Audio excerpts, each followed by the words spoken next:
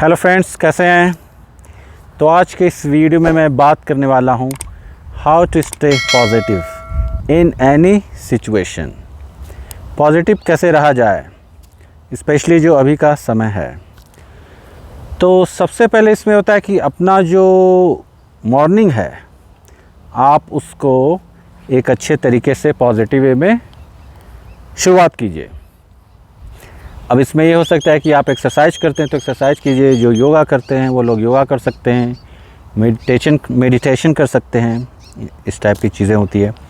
तो ये क्योंकि शुरुआत बहुत ज़रूरी होती है और मॉर्निंग में आदमी अगर थोड़ा सा स्लो रहे तो वो ज़्यादा अच्छा रहता है, क्योंकि ब्रेन, आप सुबह में उठते हैं 8 घंटे सो के तो ब्रेन स्लो रहता है।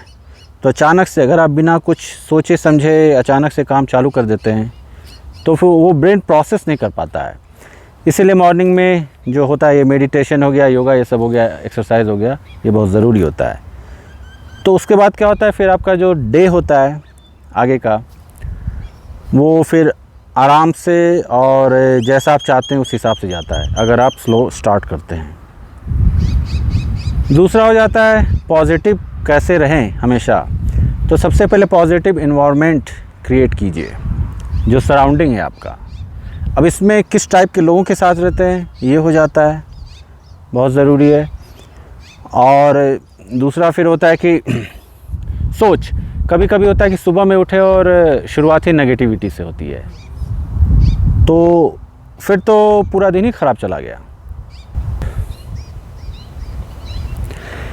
इसके बाद का अगला पॉइंट है कि एक होता है राई का पहाड़ मत बनाइए। क्योंकि कभी कभी क्या होता है कि प्रॉब्लम इतना छोटा सा रहता है और कुछ लोग होते हैं प्रॉब्लम को इतना बड़ा और इतना ज़्यादा बना देते हैं, तो वो तो बहुत गड़बड़ हो जाता है। फिर उसके बाद क्या होता है, हैबिट हो जाती है हमारी। कोई भी प्रॉब्लम देखा तो फिर आदत ही हो जाती है कि उसको बड़ा बनाने की। तो यहाँ पे प्रैक्टिस करनी है।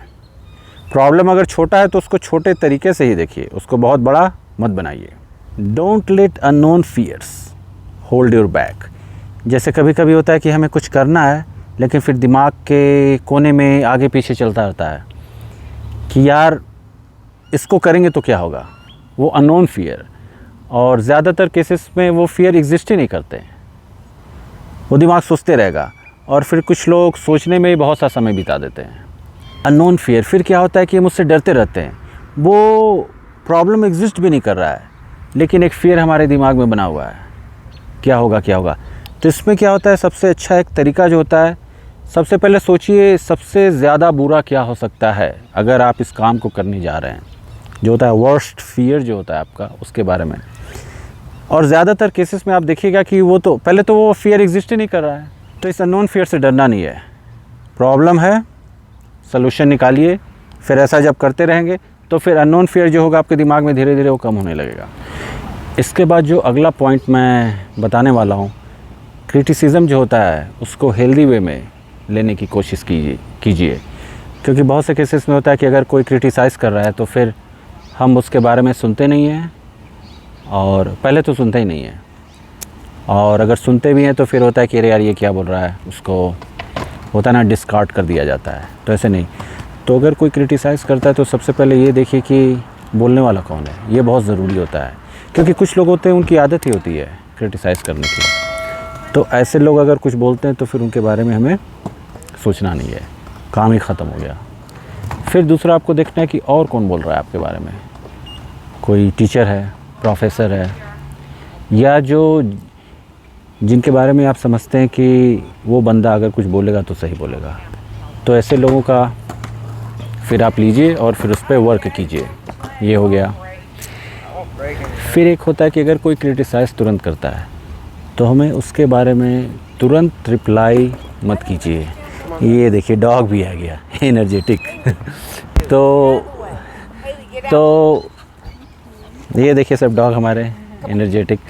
तो उसमें क्या होता है, अगर कोई किसी ने कुछ बोला तो तुरंत रिप्लाई मत कीजिए, थोड़ा सा वेट कीजिए। कभी कभी क्या होता है, क्रिटिसाइज़ किसी ने किया आपको, आप गुस्से में आ गए, तो उस समय में रिप्लाई करना अच्छा नहीं होता है। तो एक ये हो जाता है कि आप वेट कीजिए, बाद में रिप्लाई कीजिए। एक होता है लेट इट गो, मीन्स ध्यान ही मत दीजिए। तो ये 2 चीज़ें होती है। तीसरा फिर वही है कि आप उस पर वर्क कीजिए और फिर प्रूफ करके दिखाइए।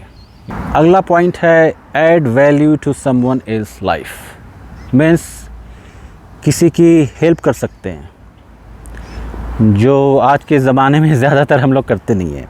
हेल्प देखिए, हमेशा हेल्प जो होता है वो पैसे से नहीं होता है, हेल्प और भी बहुत सी चीज़ों से होता है, वो कर सकते हैं। फिर एक होता है कभी कभी अगर आप किसी को सुन रहे हैं, केवल लिसन, तो होता है ना कि बोलने से बोझ, मन का बोझ हल्का हो जाता है। तो बहुत से ऐसे लोग होंगे जिनकी कोई प्रॉब्लम होगी, वो आपको सुनाना चाहते हैं, तो अगर आप सुन भी लिए तो वो काफ़ी, तो वो भी एक तरह का हेल्प ही हो गया। ये सब चीज़ें हो जाती। और फिर एक देखिए, जैसे भी मैं बस बात बताता हूँ, किसी ने फ़ोन किया मुझे 2 दिन पहले, तो ये एक तरह से मैंने हेल्प की उसकी।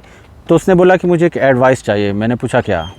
तो उसने बताया कि यार मैं बड़ा नेगेटिव हो गया हूँ पिछले कुछ सालों से, 5 या 6 सालों से, और मेरे जो हैं लोग आसपास के, वो हमेशा बोलते कि हर सिचुएशन में तुम नेगेटिव ही रिएक्ट करते हो, तो मैं क्या करूँ इसके लिए? तो मैंने उसे टास्क दिया है, टास्क ही दिया है मैंने, जैसा मैंने पहले वीडियो में बताया है अपने, कि हम रिएक्ट बहुत तेज़ी से करते हैं। इसीलिए मैं हमेशा बोलता हूँ मेडिटेशन कीजिए, क्योंकि उससे क्या होगा, वो रिएक्शन की जो टाइमिंग होगी वो कम हो जाएगी। तो मैंने उसे ये बताया कि जब पहले तो अवेयर हो जाओ कि तुम जैसे ही तुमने कुछ नेगेटिव बोला या नेगेटिव रिएक्शन दिया, तो अवेयर हो गए कि हाँ यहाँ पे कुछ नेगेटिव हुआ है।